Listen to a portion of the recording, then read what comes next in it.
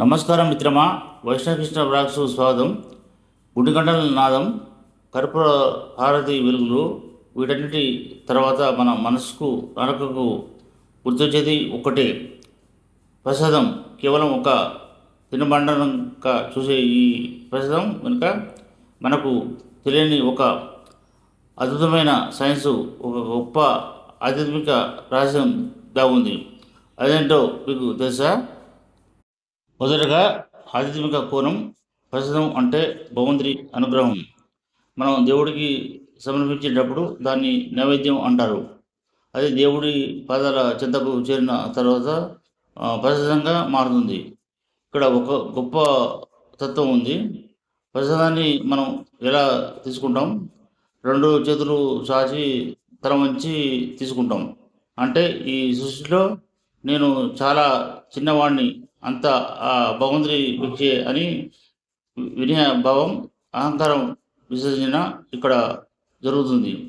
ప్రసాదం భజనం ద్వారా మనలోని స్వార్థం నశించి అందరితో పంచుకునే తత్వం అలవడుతుంది. ఇక రెండవది శాస్త్రీయ కోణం.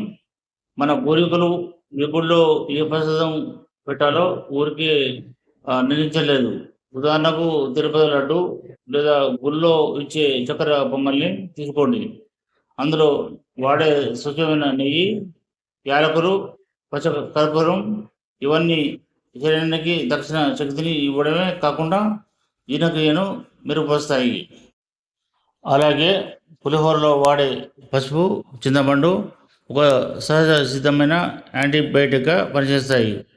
పూర్వకాలంలో దూర ప్రాంతాల నుండి నడిచి వచ్చే భక్తుల అల్సర్ను పోగొట్టడానికి, వారి రోగ నిరోధక శక్తిని పెంచడానికి ఈ ప్రసాదాలు ఒక ఔషధంగా పనిచేసేవి. మనం తాగే తీర్థం వెనుక కూడా సైన్స్ ఉంది. సాధారణంగా తీర్థాన్ని రాగి లేదా వెండి పాత్రలో ఉంచుతారు. సైన్స్ ప్రకారం రాగి పాత్రలో నీటిని ఉంచడం వల్ల అందులోని హానికరమైన బ్యాక్టీరియాను నశిస్తుంది. అంతేకాదు, ఆ నీటిలో తులసి ఆకులు, పచ్చకర్పూరం, లవంగాలు కలుపుతారు. ఇది శ్వాసకోశ సమస్యలను దూరం చేస్తుంది, గొంతును శుభ్రపరుస్తుంది.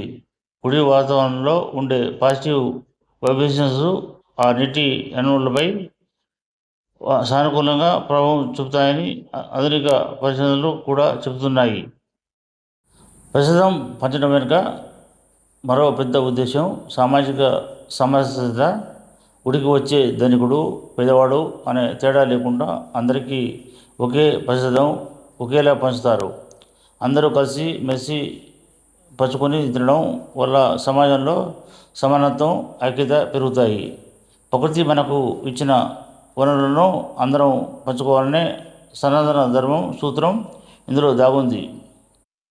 కాబట్టి ఈసారి మీరు గుడిలో ప్రసాదం తీసుకున్నప్పుడు అది కేవలం ఆహారం కాదు, అటు ఆధ్యాత్మిక బలాన్ని, ఇటు శారీరక ఆరోగ్యాన్ని ఇచ్చే ఒక అద్భుత ప్రసాదం అని గుర్తుంచుకోండి.